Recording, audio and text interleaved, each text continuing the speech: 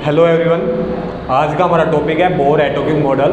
काफ़ी इंपॉर्टेंट है, exam base से भी, जेई एंड नीट बेस से भी। तो चलिए हम इसको स्टार्ट करते हैं। देखिए, जो बोर्स ने जो सबसे पहला जो मेन पॉइंट बताया था वो यही बताया था जो रदरफोर्ड ने बताया था कि जो एटम्स होता है उसके अंदर हैवीली पॉजिटिव चार्ज होता है जिसको स्पेसिफिक नाम दिया गया था न्यूक्लियस। तो atom consist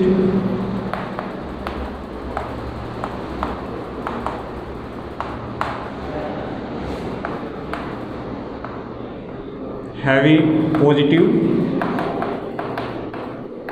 charge called nucleus, जिसको क्या नाम दिया गया था? न्यूक्लियस। एंड जो इलेक्ट्रॉन्स होते हैं वो न्यूक्लियस के अराउंड क्या करते हैं? रिवॉल्व करते हैं। And electrons revolve around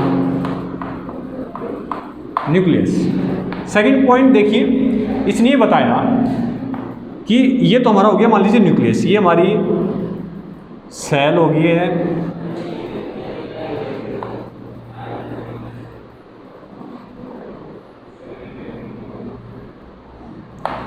second point में जो मेन जो चीज़ बताई, इसने ये बताई जो इलेक्ट्रॉन्स होते हैं जो रिवॉल्व करते हैं एक निश्चित सेल्स के अंदर करते हैं, जिसको नाम दे दिया गया एनर्जी सेल्स, या बोल सकते हो जो इलेक्ट्रॉन्स रिवॉल्व करते हैं एक निश्चित एक फिक्स ऑर्बिट के अंदर करते हैं, जिसको एनर्जी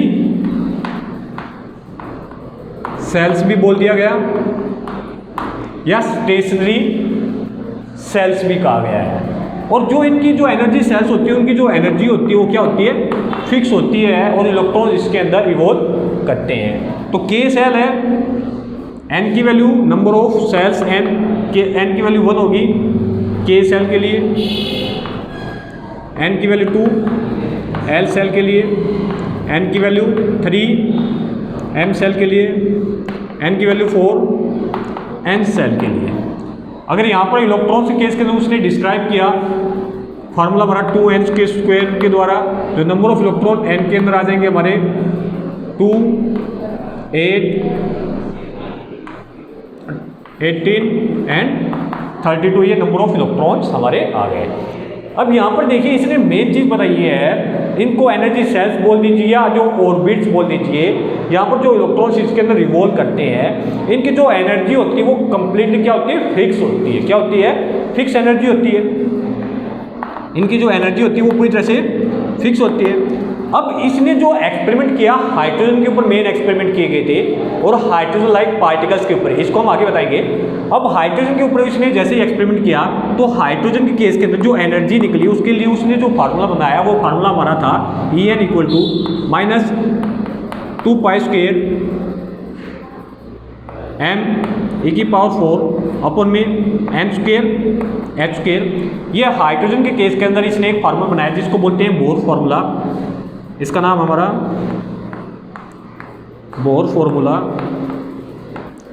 इस फॉर्मूले के अंदर जो पाई है मैथमेटिक्स के अंदर आ गया, m है हमारा मास ऑफ इलेक्ट्रॉन, E हमारा चार्ज ऑफ इलेक्ट्रॉन, n हमारा number of shells, number of shells जैसे n की वैल्यू 1 आ गई, 2 आ गई है, 3 आ गई, 4, एंड h है हमारा प्लैंक्स कांस्टेंट। प्लैंक्स कांस्टेंट को हम पीछे कर चुके हैं। अब यहाँ पर जैसे ही वैल्यू वगैरह पुट की हर कांस्टेंट की, जो फाइनल जो हमारी टर्म निकली है हाइड्रोजन के केस के लिए वो आई -1312 अपॉन में n स्क्वायर किलो जूल पर मोल निकल के आई है। अब हाइड्रोजन लाइक पार्टिकल, देखिए हाइड्रोजन लाइक पार्टिकल क्या होते हैं? Hydrogen like particles, hydrogen like particle भी होते हैं जो हाइड्रोजन मीन्स जैसे हीलियम He पॉजिटिव, हीलियम का एटॉमिक नंबर 2 होता है, 2 इलेक्ट्रॉन होते हैं, एक को लॉस कर देता है, 1 इलेक्ट्रॉन बचते हैं। तो हाइड्रोजन लाइक पार्टिकल की केस में He पॉजिटिव आ गया, Li 2 पॉजिटिव, टोटल 3 होता है, 2 को लॉस कर देगा, 1 आता है। तो हाइड्रोजन लाइक पार्टिकल होते हैं। यहाँ पर जो Z होता है वो इनके एटॉमिक नंबर को बताता है। हीलियम का एटॉमिक नंबर 2 हो गया, लिथियम का एटॉमिक नंबर हमारा 3 हो गया है। तो हाइड्रोजन लाइक पार्टिकल के केस के अंदर जो फार्मूला होता है हमारा हो जाएगा En equal to -1312 Z² upon में m², यहाँ पर हमारा फार्मूला बन जाएगा। तो जो एनर्जी के केस के अंदर इसने फार्मूला दिया था -2π² me⁴ अपॉन में m², काफ़ी इंपॉर्टेंट है ये। तो एनर्जी हमने निकाल ली। एनर्जी के बाद हम बात करते हैं रेडियस की। देखिए रेडियस का मतलब क्या है यहाँ पर कि न्यूक्लियस से किसी सेल के बीच की डिस्टेंस, मीन्स न्यूक्लियस से जो सेल के बीच की जो डिस्टेंस है उस केस के अंदर यहाँ पर एक फार्मूला दिया गया Rn equal to A0 m²। यहाँ पर जो A0 है उसकी वैल्यू है 52.9 पिकोमीटर। पिको के अंदर आता है 10⁻⁹ मीटर आते हैं पिको के केस के अंदर।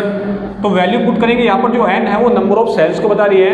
n equal to 1 primary shells, secondary के लिए आप निकालते चले जाओगे। तो ये हाइड्रोजन के केस के अंदर आ गया। हाइड्रोजन लाइक पार्टिकल की बात करते हैं यहाँ पर, तो n equal to A0 m² upon में z हमारा यहाँ पर हो जाएगा। हाइड्रोजन लाइक पार्टिकल केस के अंदर आप रेडियाई निकाल सकते हो। फिर हम बात करते हैं वेलोसिटी को लेकर।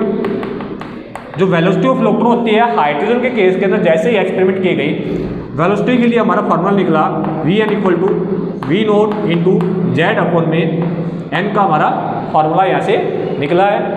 अब यहाँ पर देखिए जो V0 है उसकी वैल्यू होगी 2.1 इंटू 10⁸ सेंटीमीटर पर सेकेंड। यहाँ पर V0 की वैल्यू है, यहाँ पर Z है हाइड्रोजन लाइक पार्टिकल के लिए n नंबर ऑफ सेल्स को बता रहा है।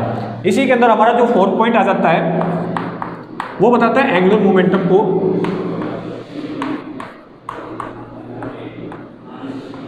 एंगुलर मोमेंटम के केस के अंदर एंगुलर मोमेंट होता है हमारा mvr, वो ग्रेटर देन इक्वल होता है h अपॉन में 4π के। नंबर ऑफ सेल्स के केस के अंदर यहाँ पर nh आ जाएगा। तो अप्रोक्सीमेट इसको इक्वली लिखते हैं, mvr equal to nh upon में 4π आ गया एंगुलर मोमेंटम। यहाँ पर n हाइट जो रिप्रेजेंट कर रहा है नंबर ऑफ सेल्स को रिप्रेजेंट कर रहा है। तो यहाँ पर वैल्यू आप पुट करते चले जाओगे, n की वैल्यू 1 2 3 4 5 6, तो हमारा यहाँ से एंगुलर मोमेंटम निकल आएगा हाइड्रोजन के केस के अंदर। तो ये हमारा सेकंड पॉइंट था जिसमें एनर्जी के बारे में बताया गया, रेडियाई के बारे में बताया गया, वेलोसिटी के बारे में बताया गया एंड एंगुलर मोमेंटम के बारे में बताया गया। अब यहाँ पर देखिए थर्ड पॉइंट के अंदर क्या हो रहा है कि जो इलेक्ट्रॉन्स होते हैं एक्चुअली में वो रिवॉल्व कर रहे हैं इन सेल्स के अंदर। तो हर एक सेल की अपनी एनर्जी फिक्स होती है। इलेक्ट्रॉन के पास अपनी कोई स्पेसिफिक एनर्जी नहीं है, बल्कि जिस सेल के अंदर वो एनर्जी है उसी के अंदर वो बार बार रिवॉल्व करता जा रहा है। इसलिए जो एनर्जी ऑफ इलेक्ट्रॉन है वो क्वांटाइज होती है, क्वांटाइज हम मानकर चलते हैं। 4th पॉइंट देखिए इसका, अगर हम इसको हीट दे दें,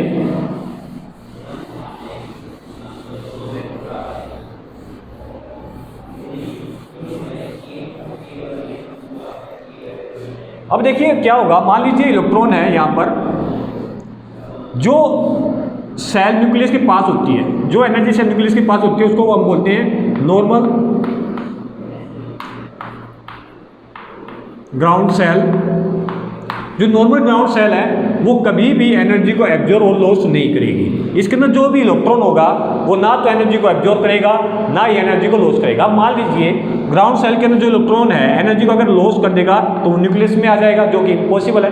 तो नॉर्मल ग्राउंड सेल के अंदर जो भी इलेक्ट्रॉन्स होते हैं वो कभी भी एनर्जी को ना तो एब्जॉर्ब करते हैं ना ही लॉस करते हैं। अब मान लीजिए नेक्स्ट पॉइंट के अंदर हम इसको हीट दे रहे हैं। अब हीट देंगे तो सिंपल बात है, ग्राउंड सेल या अदर सेल्स के अंदर जो इलेक्ट्रॉन है वो एनर्जी को एब्जॉर्ब करेंगे। एनर्जी को एब्जॉर्ब करेंगे तो सिंपल बात है उनकी एनर्जी क्या हो जाएगी, ज़्यादा हो जाएगी। किससे ज़्यादा हो जाएगी, इस सेल के अंदर जो एनर्जी की रेंज है उससे ज़्यादा हो जाएगी। एनर्जी को देने के बाद जब भी इलेक्ट्रॉन एनर्जी को एब्जॉर्ब करता है वो जंप करेगा। जंप कहाँ से करेगा, इनसाइड टू आउटसाइड। मीन्स यहाँ पर ग्राउंड यहाँ पर है इलेक्ट्रॉन, वो यहाँ पर इस सेल के अंदर भी जंप करके आ सकता है, इस सेल के अंदर भी आ सकता है। वो डिपेंड करता है आप कितनी एनर्जी उसको प्रोवाइड कर रहे हो। तो यहाँ पर जो इलेक्ट्रॉन जंप करता है ये कुछ समय तक ही रहेगा, इसके बाद ये वापस जैसे एनर्जी को लॉस करेगा वापस इनसाइड जंप करेगा। जो इलेक्ट्रॉन की जो जंपिंग जो स्टेट है उसको बोलते हैं एक्साइटेड स्टेट। एक्साइटेड स्टेट का मतलब क्या है, जो इलेक्ट्रॉन जंप कर रहे हैं तो इलेक्ट्रॉन अगर एनर्जी को एब्जॉर्ब करेगा तो जंप करेगा आउटसाइड, अगर एनर्जी को लॉस करेगा तो वो जंप करेगा, लॉस करेगा तो इनसाइड, और इसी चीज़ को क्या बोलते हैं, एक्साइटेड स्टेट ऑफ इलेक्ट्रॉन से रेफर किया जाता है। अब हमें अगर एनर्जी निकालनी हो कि कितनी एनर्जी एब्जॉर्ब की गई है या कितनी एनर्जी को लॉस की गई है। अब मान लीजिए इलेक्ट्रॉन यहाँ से इसके अंदर आया है तो इसके लिए एनर्जी E1 थी, यहाँ पर एनर्जी E2 थी। जो डिफरेंस आया डेल E का वो ज़्यादा -1 मीन्स E2 माइनस E1 से आप एनर्जी के डिफरेंस निकाल सकते हो कि कितनी एनर्जी एब्जॉर्ब की गई है या कितनी एनर्जी को लॉस किया गया है। तो ये हमारे मेन पॉइंट्स थे बोर एटॉमिक मॉडल को। अब यूजफुलनेस देखिए, एक्चुअल में इस मॉडल ने क्या बताया, स्टेबिलिटी ऑफ एटम को बताया। स्टेबिलिटी ऑफ एटम के केस के अंदर क्या हो गया, जो भी इलेक्ट्रॉन होता है वो जो एनर्जी सेल्स होती है जिनकी एनर्जी फिक्स होती है उसी के अंदर वो रिवॉल्व करता है, ना तो एनर्जी को लॉस करता है अपने आप जब तक आप उसको बाहर से एनर्जी प्रोवाइड ना करोगे। सेकेंड पॉइंट हमारा आ जाता है कि जो बोर मॉडल था उसने लाइन स्पेक्ट्रम ऑफ हाइड्रोजन को बताया था, लाइन स्पेक्ट्रम ऑफ हाइड्रोजन को बताया था। तो ये हमारे दो मेन पॉइंट्स थे बोर एटॉमिक मॉडल के। अगर आप इसकी लिमिटेशन को चेक करते हैं तो सबसे पहले जो हमारी लिमिटेशंस यहाँ से निकल के आई कि जो ये मॉडल था ये ओनली बात कर रहा था hydrogen and hydrogen like particles की ही बात कर रहा था। मीन्स मल्टी इलेक्ट्रॉन के केस के अंदर ये पूरी तरह से फेल हो गया। मल्टी इलेक्ट्रॉन के केस के अंदर पूरी तरह से क्या हो गया, फेल हो गया। अब मल्टी इलेक्ट्रॉन के केस के अंदर जैसे ही लाइट स्पेक्ट्रम की बात आती है तो लाइट स्पेक्ट्रम को भी ये मल्टी इलेक्ट्रॉन के केस के अंदर नहीं बताया पाया। इसने जो लाइट स्पेक्ट्रम बताया था ओनली हाइड्रोजन या हाइड्रोजन लाइक पार्टिकल के केस के अंदर ही बताया था। आप और बोल सकते हो जो एक्चुअल में जो मॉडल दिया गया था इस मॉडल को 3 डायमेंशन के अंदर वो रिप्रेजेंटेशन नहीं कर पाया। मीन्स आप बोल सकते हो कि बोर ने 3 डायमेंशन के अंदर इस मॉडल को रिप्रेजेंट नहीं किया, 3D का केस के अंदर ये फेल हो गया। थर्ड पॉइंट आप बोल सकते हो कि magnetic field and electric field के अंदर किस तरह से बिहेवियर को शो किया जा रहा है, उस केस के अंदर भी ये मॉडल पूरी तरह से फेल हो गया। तो ये आज का हमारा टॉपिक था बोर एटॉमिक मॉडल, काफ़ी इंपॉर्टेंट है एग्जाम बेस से भी। नेक्स्ट वीडियो के अंदर हम डी ब्रोगली रिलेशनशिप को काफ़ी डिटेल से करेंगे। Till then bye, thank you.